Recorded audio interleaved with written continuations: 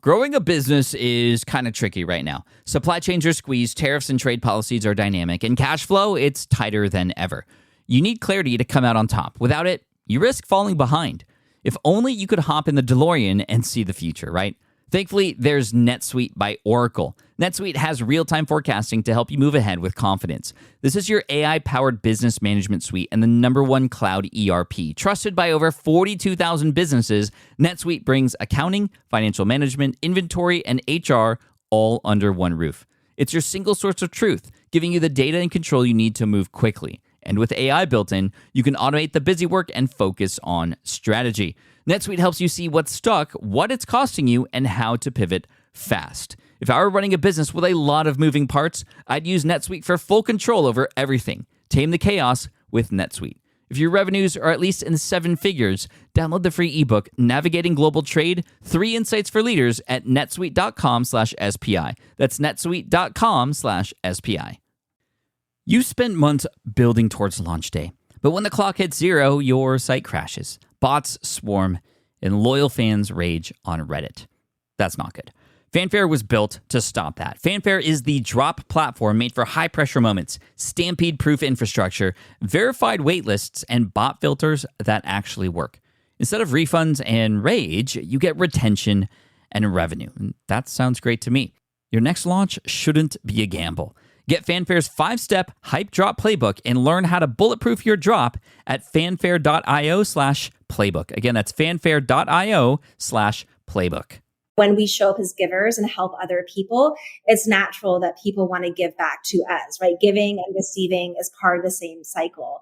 But maybe one of the things that we should touch on is how to ask for help, how to receive, because I think a lot of times people don't know how to make those requests. They're afraid of damaging the relationship, offending someone, making them feel like it's transactional. So they don't ask at all, or they do so in a way that, it just doesn't really work. That's Selena Sue. I've always known Selena to be a super connector, meaning she just seems to know everybody and knows how to build relationships really fast, which is a very important skill for any entrepreneur to have.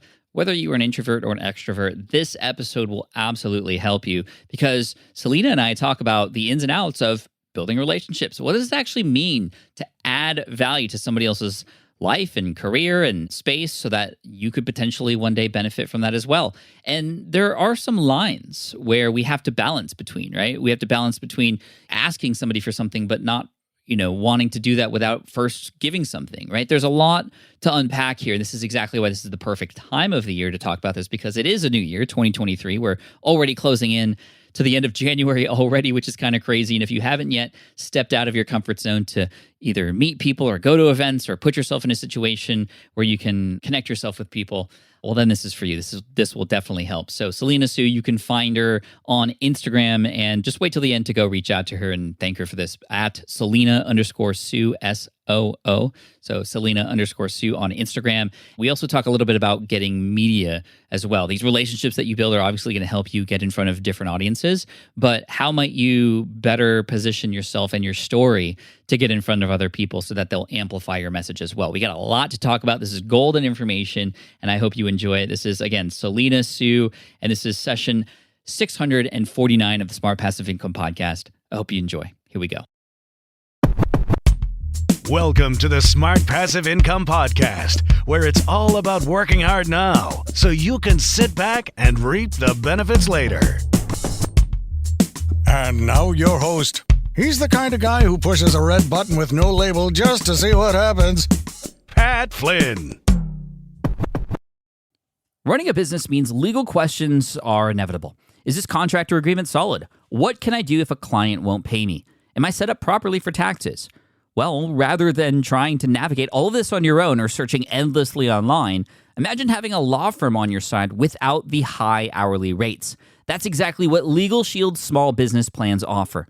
With Legal Shield, entrepreneurs get access to real legal support, contract reviews, collection letters, guidance on business formation, and even help handling IRS audits. Members can book consultations, upload documents through the app, and work with a provider law firm that understands small business laws in your state.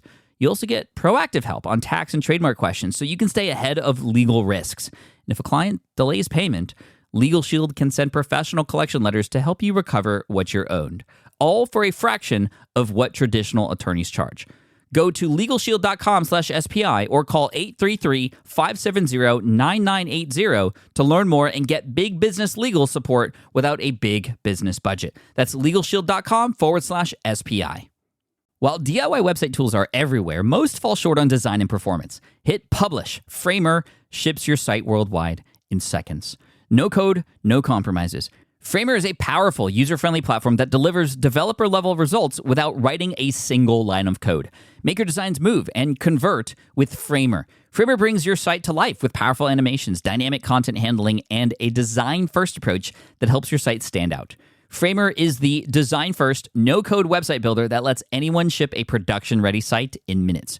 Browse hundreds of pixel-perfect templates or even design something of your own on a totally blank canvas.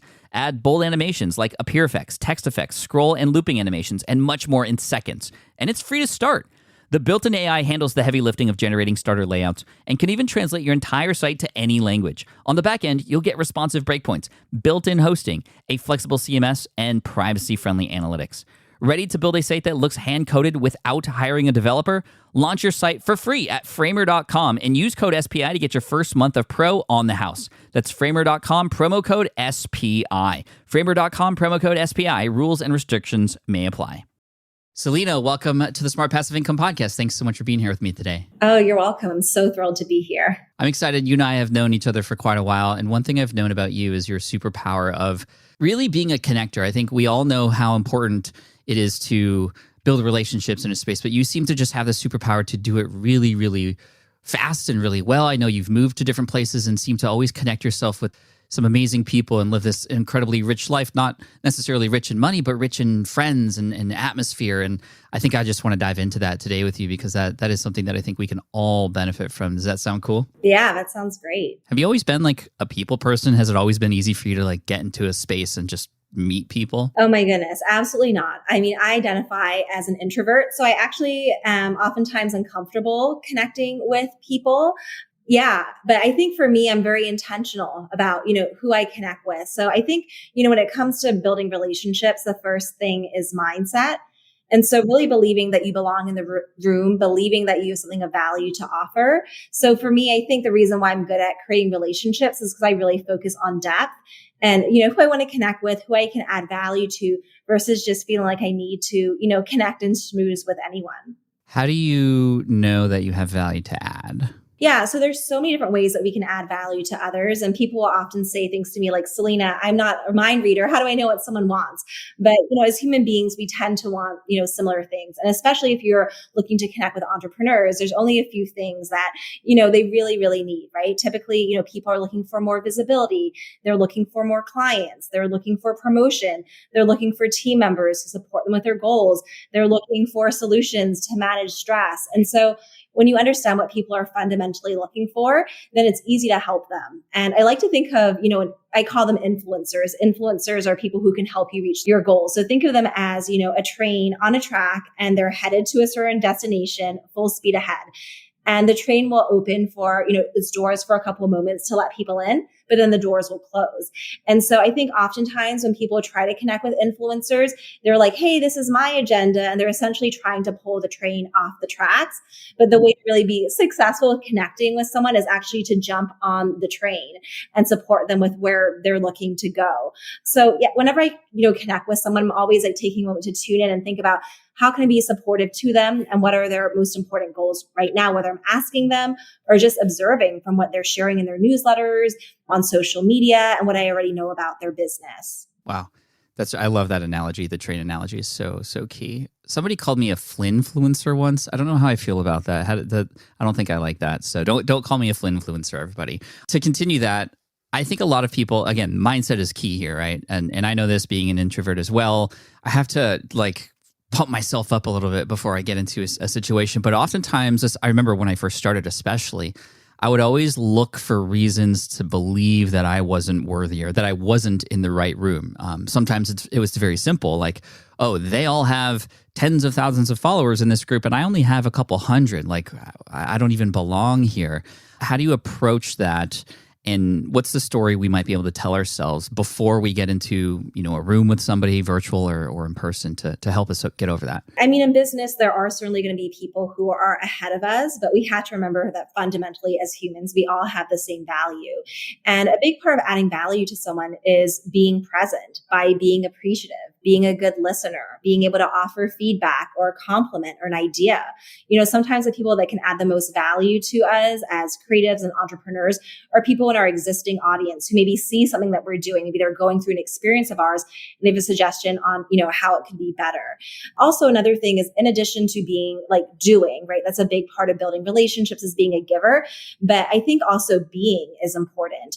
And I find that, there's certain people that we're drawn to because they have positive energy or they have great habits or self-discipline or whatever it is. There are people that I admire a lot, and I don't expect them to be, my coach on, self-discipline or productivity, but the fact that they embody certain traits and qualities I admire, that's going to draw me to them. So I think a part of drawing people to you is working on becoming the best version of yourself, being a high integrity, positive person, living your passion, in addition to being someone who's curious about others and thinking about how can I contribute to their world and just make their life a little bit easier. Oh, that's so good. And it, of course, takes a little bit of practice, right? Putting yourself in those situations and realizing that, oftentimes the worst case scenario that we paint for ourselves is way extreme, would never happen. And that's something that I've always had to tell myself. But I think a big struggle is, well, where do we even find these people? If you move somewhere new, for example, and I know you recently done this,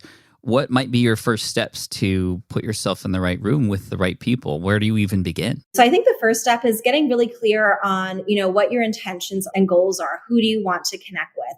So maybe, someone has a goal to write a best-selling book or to launch an online group program or to become a better father or mother, whatever it is, right? Create work-life balance, get clear on what your goals are, and then think about who are the people that can connect you to those goals. So my definition of an influencer is someone who can help you reach your goals faster. And those can be people like mentors, super connectors, people with reach, connected colleagues who are a couple steps ahead of you. Super flat fans are also, a part of your influencer network. And, once you get clear on, okay, what is your goal and who are the types of people that can reach your goal? Additionally, you want to get clear on what your values are. I've had plenty of opportunities to connect with very influential, successful people. But when I see that there's a values misalignment, whether, there's a reputational thing about not taking care of their students or clients or just other things, it doesn't matter how influential they could be to me. I'm just not interested in making that connection. So really getting clear on those three pieces. What are my goals?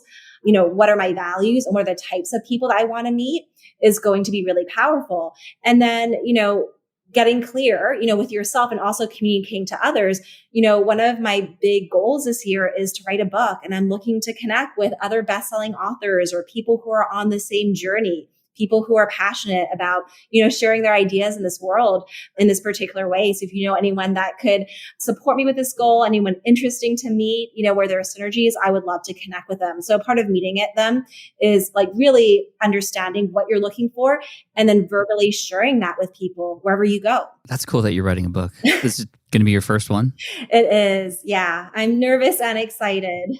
I mean, I've written blog posts and social media captions, but a whole entire book, it feels overwhelming, but I'm going to get a coach and, support, because otherwise I think it's just going to feel like too much. Yeah, I had a coach when I first started as well, and it was one of the best investments ever. And it's like raising a kid almost. It's like one of the hardest things, but also one of the most rewarding things once you have it out there and it's out there in the world and it's doing its thing. So, I'm here to support you, and good luck on the book, and we'll chat again, I'm sure, once the book is available. And if you need help, I'm here for you. I've written a few. So on the idea, you had mentioned a keyword I always sit up on my chair for, and that's the word super connector, right? A super connector being somebody who just seems to almost know everybody that you need to know. They're just a node in the industry that you're in. I know you are, in my opinion, are a super connector in the entrepreneurial space. And then there are people like Jamie Masters who just seem to know everybody. And for me, people like that have been incredibly helpful and valuable to my life, not just business, but to my life, because they seem to know somebody who knows somebody. And if I might need something or I might need some solution of sorts, they are often the people who can direct me to that position. And so very grateful for those relationships. And those relationships have been built over time. That's the other thing. Relationships take time. Like if I were to go to you or a Jamie Masters and just immediately start asking for help or connections, it just is not going to work. But this is where, like you said, providing value, seeing where their train is going and offering what you can for them, that's when oftentimes the reciprocation comes, and it comes organically. It just doesn't feel like you're only doing things to get something back, but it's just a friend-to-friend type of situation. How do you, if you find a super connector out there, for example, they seem to already have what they might need. How do you get into the same circles as those people, do you think? Is there any tricks or hacks or special ways to go about it? Yeah, absolutely. I mean, as you meet people, you can ask, who is the most connected person that you know? Or even just thinking about the favorite people that you have in your network and looking on LinkedIn or Facebook and seeing who are the friends that we have in common, right? Who is the common denominator? And I will say, as a super connector myself, I think that it's really valuable to connect with other connectors. I love meeting them as well. But I will say, like with super connectors, it's just so natural to give. It just brings them joy to bring people together, to create this synergy. It feels like a three-way win where both people are getting value from the connection. And then, you're feeling really good by being the connector. But I will say that sometimes people maybe overlook thanking a super connector because it's just so easy and natural for them. So I think like spending time to really nurture those relationships, ask them, how can I help you? Because it's so easy for them to always be like, oh, let me help someone else, right? Because it's so easy for them to connect those dots between people, ideas, and opportunities. And I do think a big part of relationship building is really about being proactive and not, waiting for opportunities, but creating opportunities. So I'll just share a quick story about our mutual friend, John Lee Dumas. So I moved to Puerto Rico, because I read a blog post and watched a video of his just talking about, his relocation and how he was really living his best life there. And so it planted that seed. And eventually, I became ready to make that move myself. And I remember, going on a walk with him one day, and he was talking about how he was an affiliate for Tony Robbins' KBB, Knowledge Business Blueprint program. It was a big goal of his to hit the top 10 on the affiliate leaderboard, but there was all this competition. And then I remember, just thinking like, let me just help him because that's his number one goal. And John has done so much for me and I would love to support him. So I was like, what if I promoted the offer to my audience and I could send them all to your affiliate link and we could do some kind of joint virtual mastermind or in-person event together, whatever I can do to support you, and I'll do it. I don't even need the affiliate commission. We can find some kind of win-win way to support each other. And so, we did that. And he, went to Fiji with, Tony Robbins in the top 10.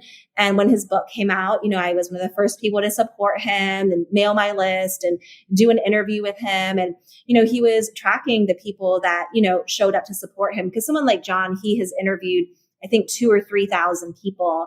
And I know that when his book was coming out, he individually recorded videos for, I think, about 200 people and so forth. But even though he has provided such opportunities for thousands of people that have been on his podcast, last I spoke to him, it was maybe like 130 or 170,000 downloads per episode. But a lot of those people don't maintain the relationship, or when he needs support, sometimes, he might not hear from them. And it's not just him, it's all of us, right? Where, people get busy. But I think that if someone is really important to you, it's a relationship that you want to cultivate. You really want to show up in key moments of their life. And I feel like a book is one of those moments. Some books are many years, 5 years in the making. It's people's life work. And so if someone has positively impacted my life in a deep way, I do, try to be there for those important moments. That's so great. And those key moments in a person's life is really what matters. Everybody's striving towards something. There was a moment when I was launching the Switch Pod, for example, where I was actually having this conversation with a friend of mine just about meeting new people. And he said, Pat, I know you're promoting the Switch Pod right now. If I was a random person who you never knew or never heard of before, and I said, hey, I know somebody who knows Casey Neistat, I might be able to make an introduction for you. Do you think you'd be interested? And I said, I'm dropping everything for that. Yes, absolutely, because that is my number one goal right now. And he's like, see, exactly the same thing you said. What is really important to this person right now, and how can I help them?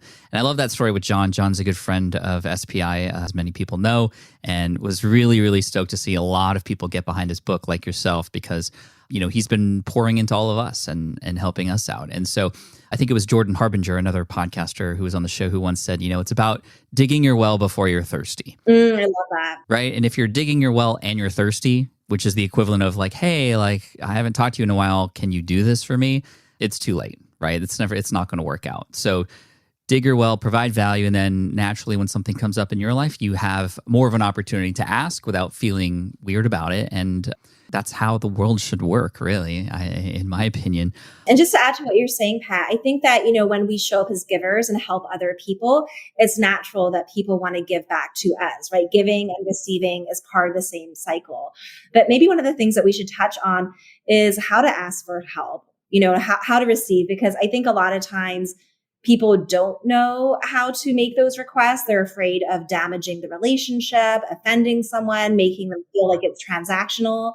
So they don't ask at all, or they do so in a way that, it just doesn't really work. So how do you do that without making it seem like it's for different intentions? I think it's important to be straightforward. And, there's a few different types of asks that are common for entrepreneurs. So one ask would be a request for a testimonial, connecting someone to someone who could be a potential client, asks around promotions and things like that.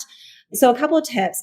I like it when people are straightforward, because sometimes people are like, oh, hey, can we get on the phone? And, they really have an ulterior motive. They want you to, sign up for something or be a partner, which is totally fine. But I think that you should be clear about what your intentions are. So, whenever I reach out to someone, we do want to build rapport in the beginning. So maybe it's like, hey, I saw that you just went on a really cool vacation with your family, or I just saw that you published this amazing article online, so showing that you care about them, that you're attuned to what's happening in their world.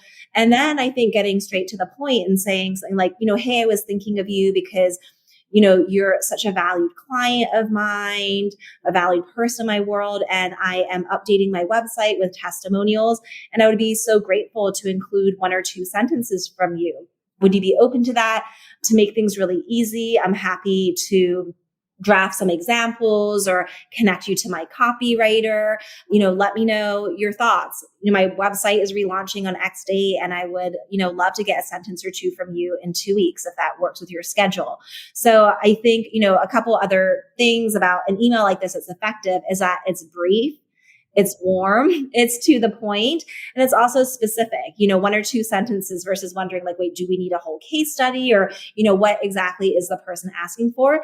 And then also not assuming that they're definitely going to do it, but, wondering if you would be open, if you have the time. And then last but not least, I can make it really easy for you in these different ways if you would like. Yeah, that's great. Would you recommend, if there's a connection outside of email, for example, on social media or even text, to offer that similar ask in that sort of form? Yeah, I think that if you have a close relationship with someone and you're, typically texting them or you're communicating on Voxer, then it does make sense to, discuss that with them there. But I think in addition, you want to follow up and put it in writing.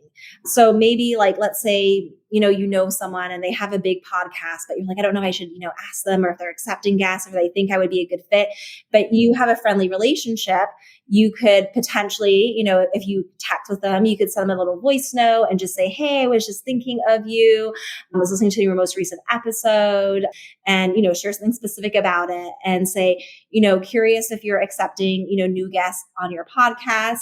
If so, I'd love to throw my hat in the ring. This is something that I could share that I think would add a lot of value to your audience. And I can send, a proper email later with more details for you to take a look and review, but just want to touch base with you first to see if, you are accepting new guests and if this is a possibility. I love it. I think people are going to keep replaying that part back over and over just to kind of get the template. One more thing on relationships, and then I want to go into another superpower of yours, which is media, right? Getting onto whether it's television, magazines, newspapers, all that kind of stuff, which can be very helpful for building authority and for getting some additional exposure. So we'll get into that in just a second. But my last question for you is, what are your thoughts on if there is maybe a person or a group of people out there that I know I want to connect with. I know I want to be in that room, to pay to get access to that group, right? There's a lot of different communities and things like that you could pay to get access to those people. What are your thoughts on making those connections that way versus maybe something that might be more organic and, without sort of paid access? Is there pros or cons or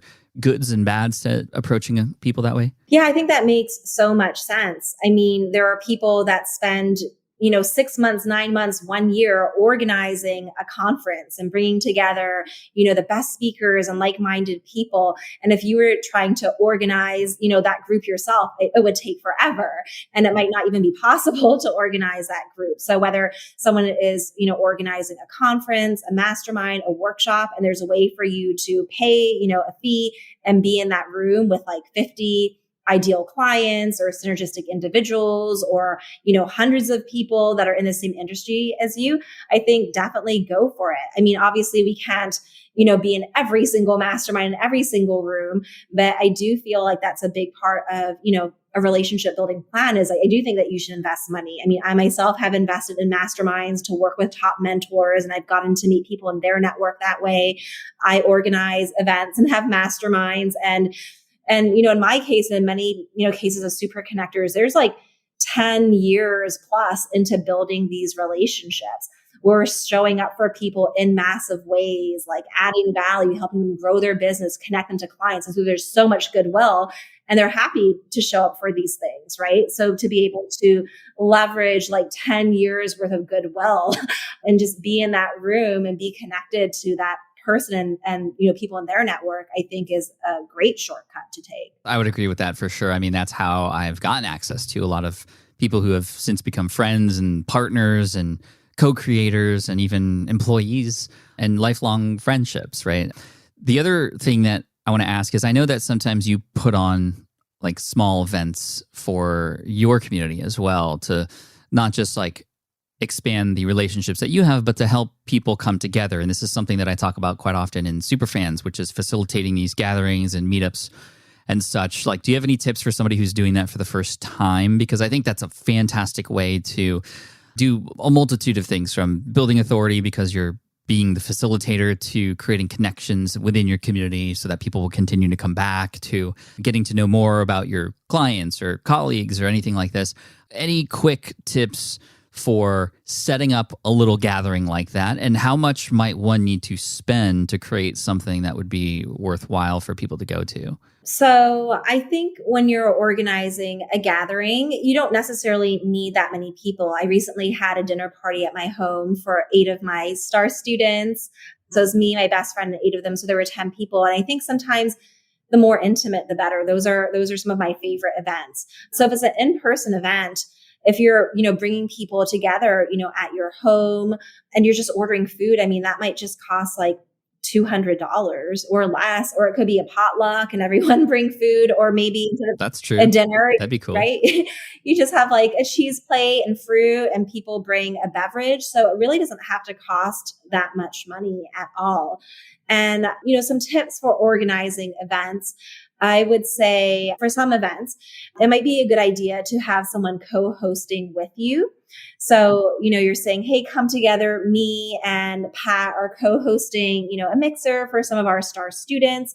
Or when I would do, events with media and entrepreneurs, I would invite the entrepreneurs. I would say, hey, I would love for you to come to this, media mixer. We have editors from places like Oprah Magazine and Entrepreneur and Inc. who are going to be there.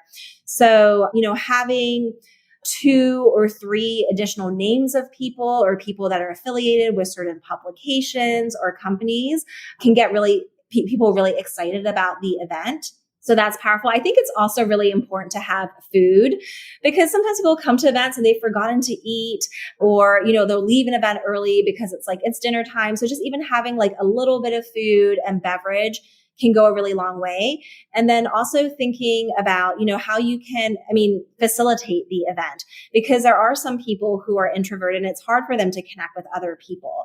So with some events, like bigger events, if I have my team there, I'll have them like actively looking out and seeing, is there anybody who just is by themselves and not really talking to anyone and being uncomfortable, and having, people then, introduce, people to each other. That can be powerful.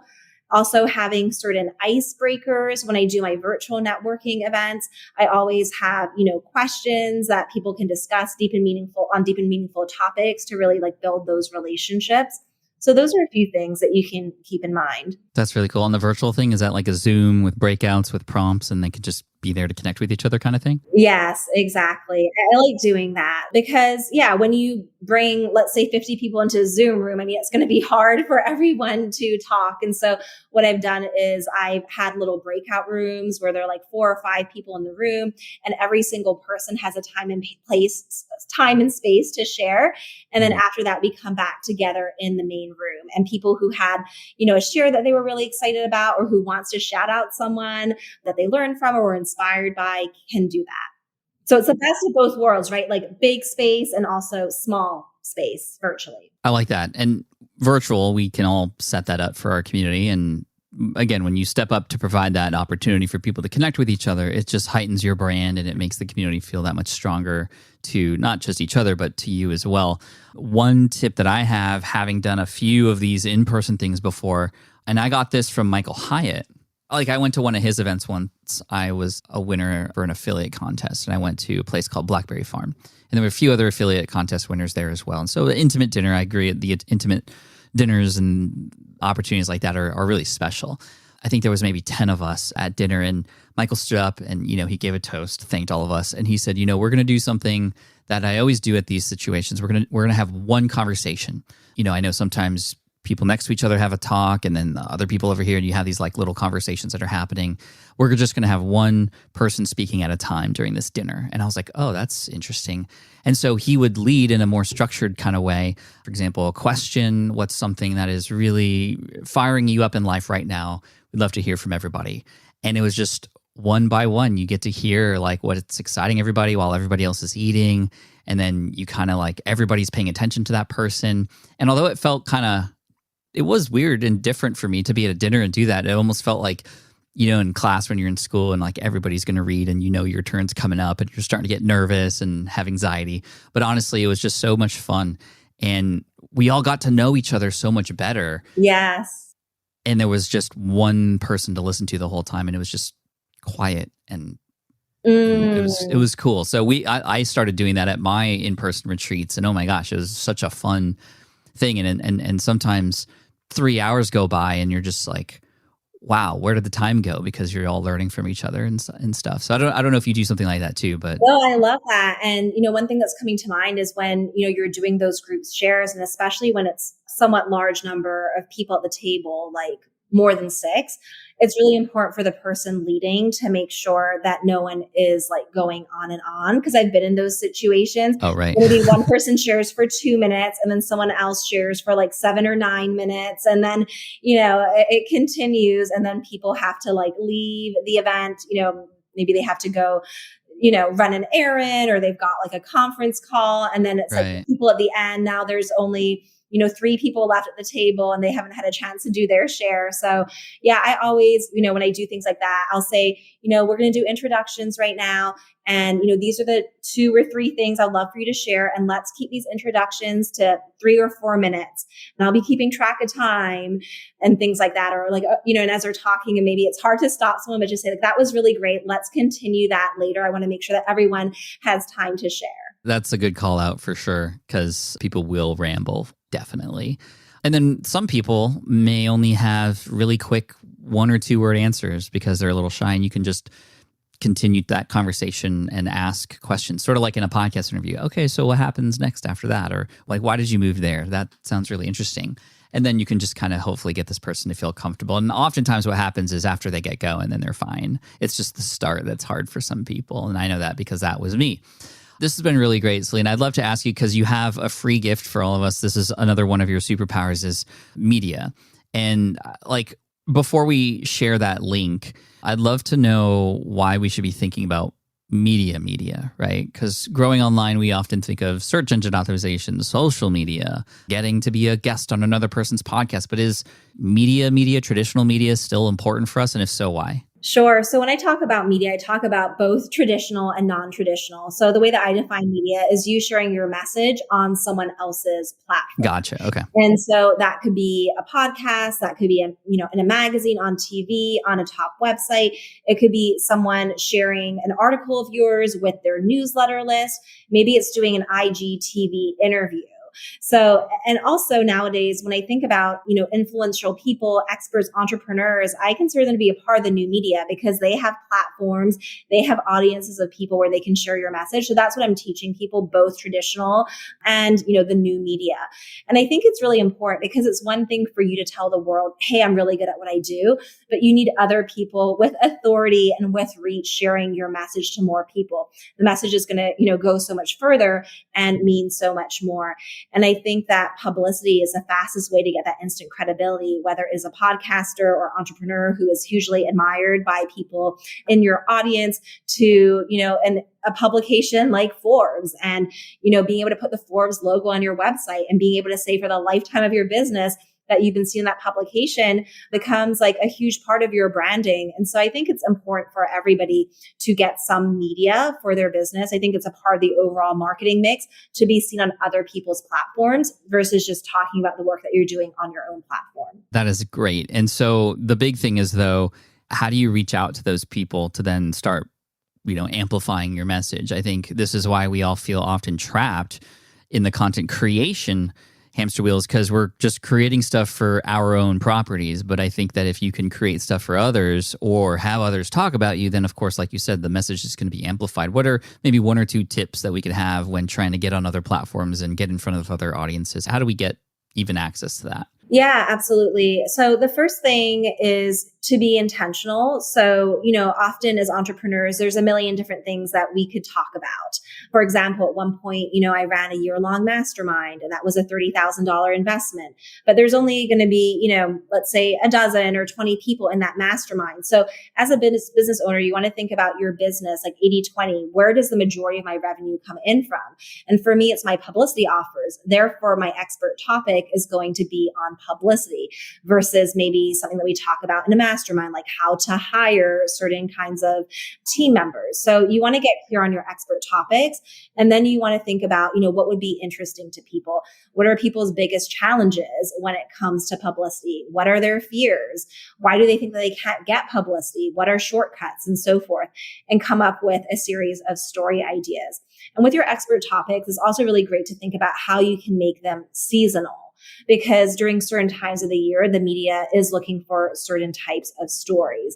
It's different when you're, talking about your topic when maybe it's, end of year and people are in a reflection place and planning for the next year, or it's September or the summer, right? So you want to be able to modify your message based on, obviously the audience, but also when the message is hitting people, right? When your article and interview is being released. Yeah, I noticed that. I had worked with an amazing PR person. Her name is Brittany. And she was very like, okay, well, what's happening in the world right now? Mm-hmm. And how can we connect your superpower and your message to what is happening? Because that's what they want. And it's exactly what you said. So I think that's really important. I think even that advice could be very important for publishing something on your own website, right? And how can you make the thing that you're creating and the thing that you're good at relevant to what's on people's minds right now? And then really that's the whole point here is like, what is on people's minds? And then how can you help them with that? So I really love that. And, we could talk about this for a few hours, of course, but I know you have something to offer as far as a free lead magnet with some tips and guidance for, getting onto other people's platforms in this way. And, I think the whole first part of this conversation about relationships is going to be the easiest way to do that, right? Because when you help others and you develop these relationships, I mean, I've seen it without even knowing this is what I was doing, I was pouring into others, and they would often see what they could do to help me back in return, sort of even without asking. And that's going to be number one. But a lot of these tips that you have in here are going to help people even more. What is this exactly, and where can people get it? Yeah, so it's my Impacting Millions publicity calendar. So it's 12 months worth of story ideas, special dates, and hooks to get into the media year round. So yeah, it's full of just, so many ideas, 40 pages worth. It took a long time to put together, and also tips on, who to pitch and when to pitch and lead time. So they can get that at impactingmillions.com/SPI. So again, it's impactingmillions.com/SPI to get my 12-month publicity calendar, which is full of over 40 pages of story ideas, tips, and hooks to get into the media year round. Impacting millions. I like how it's not just like make millions, because when you impact millions, as a byproduct, you will do well and make a lot of money. So, Selena, this has been incredible. Thank you so much. So in addition to impactingmillions.com/SPI, where can people go to follow your work and find you and get up to date on the book that you have coming out, all that good stuff? Yes. The best way to connect with me is on Instagram. So I'm at Selena_Soo. So that's SELENA_SOO. And I love hearing from people that have tuned into my podcast episodes. And so if you want to reach out and just say hi, I would love to have a conversation, learn more about you. And yeah, thank you again, Pat, for this opportunity. Thank you. I appreciate you and all the support you've provided for me and SPI. And, I'm here to support you back, because we're walking the walk, not just talking the talk here, right? So anyway, thank you, Selena. I appreciate you. Thank you. All right. I hope you enjoyed that interview with Selena Soo. If you want to check out that free guide for getting on media, it's very, very valuable. Head on over to impactingmillions.com/SPI. Again, impactingmillions.com/SPI. I hope this was rather helpful for you. It was definitely a great reminder for me, especially now that we're into the new year, of how to get out there and start delivering more value and putting ourselves out there. And even if you're just starting out, you need to remember you still have value to add. It's that train analogy that I think is really great. It makes a stop here and there, and you can go in and you can provide value to help that train get to where it wants to go even better, versus just trying to take that train off of its path and go somewhere else. That's maybe seemingly more of a selfish kind of ask, right? So how do we help others get something back in return? That's what it's all about. So again, impactingmillions.com/SPI for Selena's lead magnet. And also, you could head on over to Instagram and say hello and thank her if you enjoyed this episode at Selena_Soo. That's SOO for Instagram. Thank you so much for listening all the way through. I appreciate you, and thank you to Selena once again. And I look forward to serving you, because we have an incredible lineup this year of incredible guests and episodes to help you with your goals. And again, if you're not checking out one of our communities yet, be sure to check out smartpassiveincome.com/community, because we'd love to allow for you to connect with other people. We've created that space. We are facilitating those interactions right now. And our pro community, our learner community, is perfect for you. If you go to smartpassiveincome.com/community, you'll see what's available there. And I hope to see you. Thank you so much. Peace out. Take care. And as always, Team Flynn for the win. Cheers. Thanks for listening to the Smart Passive Income Podcast at smartpassiveincome.com. I'm your host, Pat Flynn.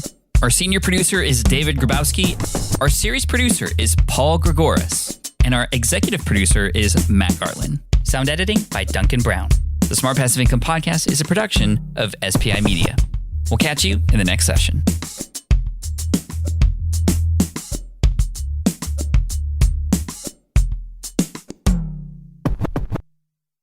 Hey, fellow podcaster, does this sound like something you've experienced? You record your podcast episode on one platform, download the files, edit in another app, then fire up a different tool just to create these social clips?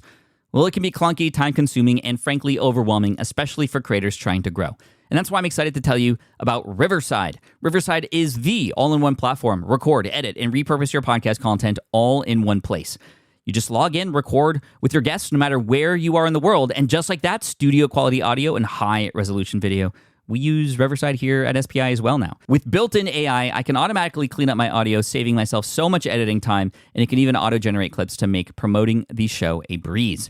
And with Magic Clips, I can grab the best moments and repurpose them as short-form video, perfect for YouTube Shorts, TikTok, or Instagram, without re-recording a thing.